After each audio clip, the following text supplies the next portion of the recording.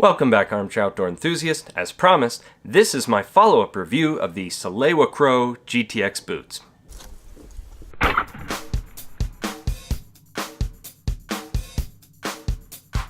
If you haven't already seen my initial review, you can check it out here or look for a link in the description below.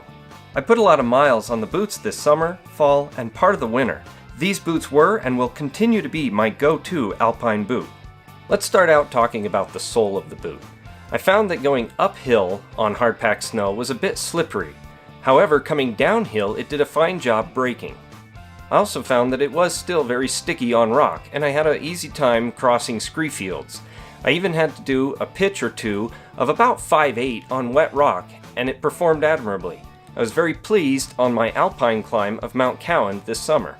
The fact these boots are so light is a great reason why I wasn't worn out at the end of the day. Check out that climb by clicking on the card or look for a link in the description below. With the Gore-Tex liner, I didn't have to worry about wet feet. I crossed streams without any concern over water getting in the boot, and I even spent a couple hikes in some pretty heavy downpours.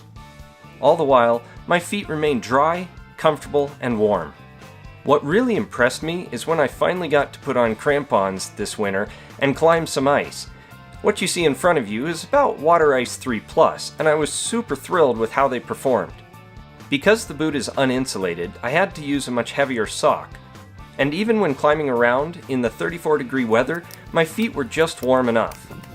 One of the issues I've had with ice climbing boots is if you accidentally kick an ice bulge, the toe box can crack.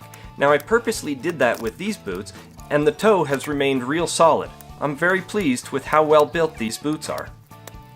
Something I'd like to see improvement on is this first locking shoelace clip. It's not that it doesn't lock the shoelace in place, but that it doesn't have a big opening, and so sometimes you miss, and it's really hard to get it in there the first time when you have gloves on.